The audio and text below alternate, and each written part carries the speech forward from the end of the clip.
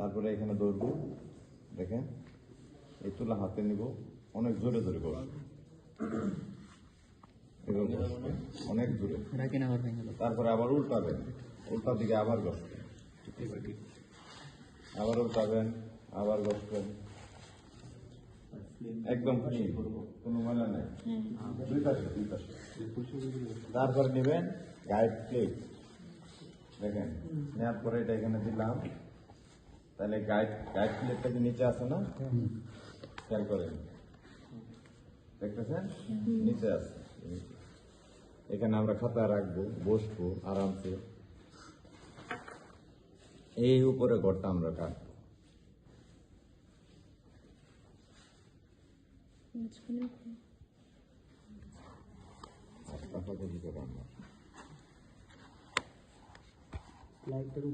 স্লাইডটার উপরে না, ওইদিকে করা যাবে না, কারণ এটার যে একটা আয়তন আছে সেই পরিমাণ এটা ছোট হয়ে যাবে, বুঝতে পারছেন? এই পিনটা তো একটা মোটা আছে না, যদি আমি এই দিকটা কাটি তাহলে এই মোটাটা তো এখানে থেকে এটা ছোট হয়ে যাবে, এই ঘরটা ছোট হয়ে যাবে। এই জন্য আমরা গ্লাসের উপরে কাটবো। এই দেখেন এই যে নিচে নিচে গ্লাস, উপরে স্লাইড, তাহলে ঘর কাটা হয়ে গেছে।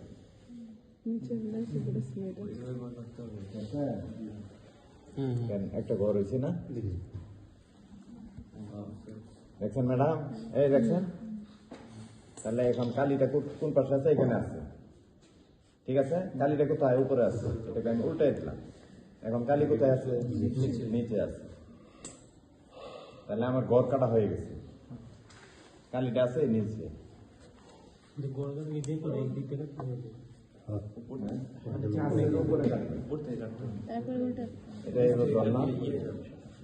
এইভাবে দেখেন আমি কিভাবে ধরছি, এই দুইটা আঙ্গুল ব্যবহার করছি, তিনটা আর দুইটা ফাঁকা আছে। এখানে দেখেন দুইটা আঙ্গুল ব্যবহার করছি আর দুইটা ফাঁকা আছে। তারপরে এটাকে আমরা পুরো স্টেরিলাইজ করবো।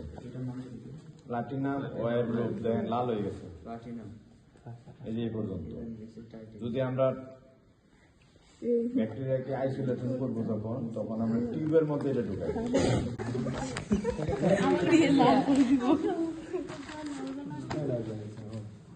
স্যাম্পল নিলাম না, যাকে দেখা লাগে দিলাম, অন্য পাশ থেকে নিলাম, ঠিক আছে?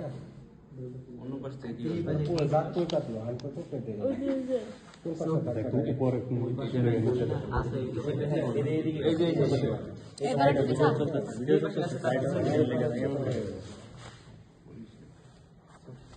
পুরাটা ফিল আপ করা লাগবে। দুইবার নিয়ে না, স্যাম্পল দুইবার নিলে একবার নিয়ে ফিল আপ করবে। বা এটা কি এনে করে রাখবো টিচারদের সামনে? চেষ্টা করতেছে, এখন থেকে চেষ্টা করতেছে, আমরা সব করে দিই।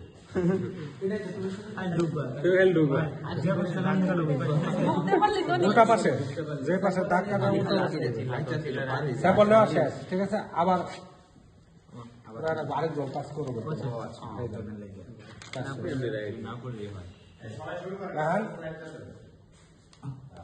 এই জায়গায় হাতের তালু উপরে এভাবে শুকায় যাবে, একবার কাগজের মতো হয়ে যাবে, এটা কিন্তু সাদা হয়ে যাবে শুকায়। এখন পর থেকেই এই যে স্লাইড উল্টা দিকে বসে এটাকে তাপ করবে।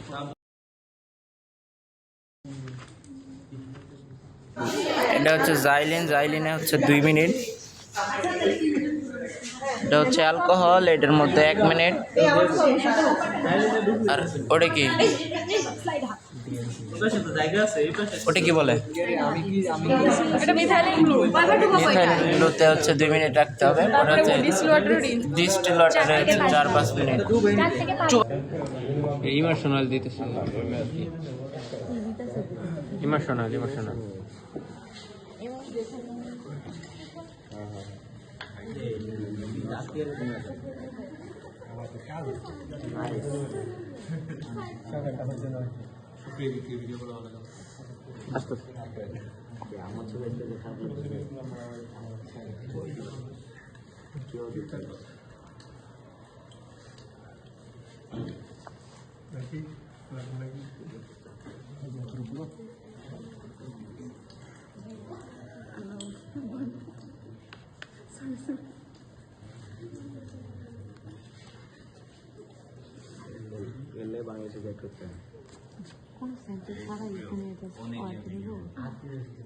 এখান থেকে ক্লিয়ার আসছে ভিডিও করলে লাভ নাই দাদা, হাতে কলমে করা লাগবে প্রত্যেকের, আর প্রত্যেকের ওই মাইক্রোস্কোপ দিয়ে করা লাগবে। ফিট করেছি, ফিট আনছি। এই স্লাইডটার নাম হলো স্টেজ মাইক্রোমিটার। স্টেজ মাইক্রোমিটার আপনি যদি ডিএমসি করেন তাহলে আপনাকে স্টেজ মাইক্রোমিটার লাগবে। কেন? ক্যালকুলেশন করার জন্য, হিসাব করার জন্য। বুঝতে পারছেন?